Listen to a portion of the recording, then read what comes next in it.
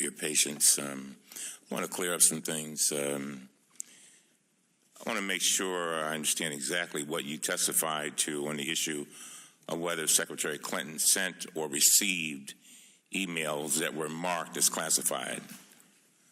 On Tuesday, you stated, and I quote, only a very small number of the emails containing classified information bore markings,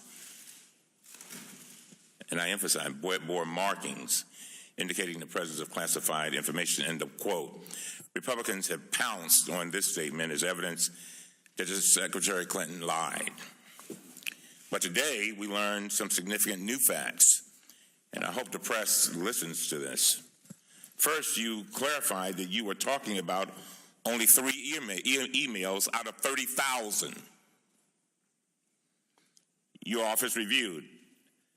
Is that right? 3, yes. 3 out of 30,000. Is that right? Yes, at least 30,000. At least 30,000. Second, you confirmed that these 3 emails were not properly marked as classified at the time based on federal guidelines and manuals. They did not have a classification header.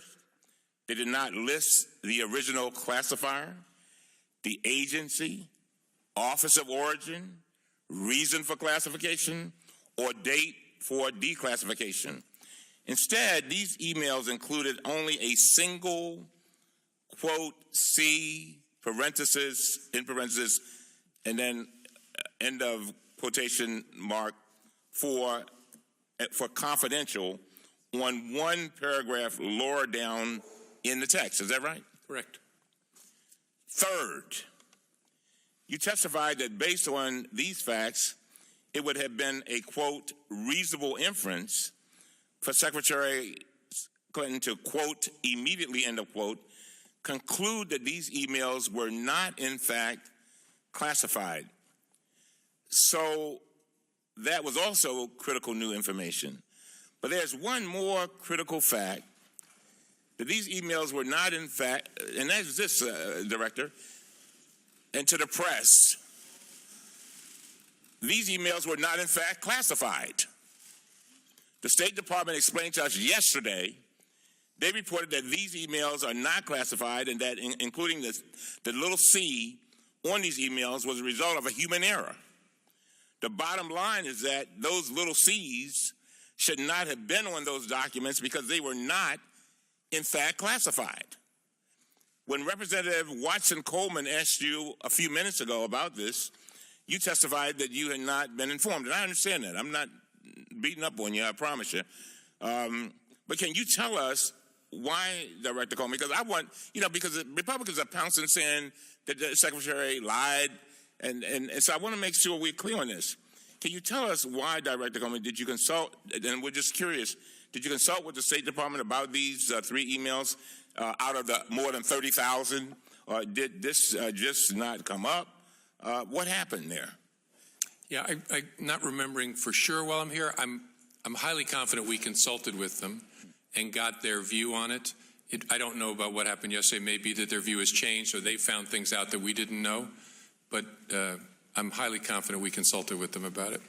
So this is totally different than what we understood yesterday. Today we learned that these emails were not, in fact, classified. They should not have been included. They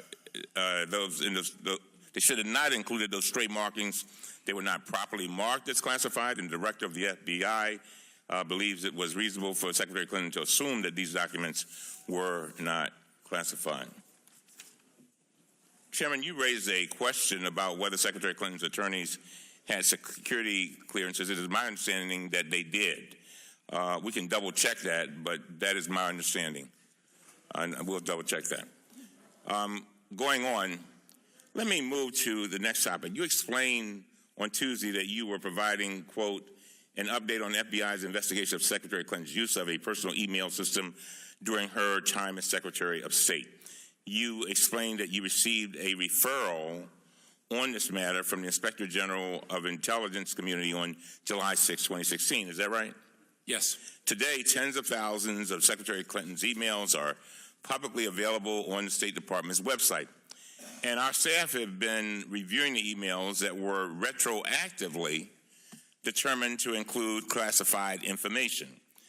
Based on this review, it appears that these emails included more than 1,000 individuals who sent or received the information that is now redacted as classified.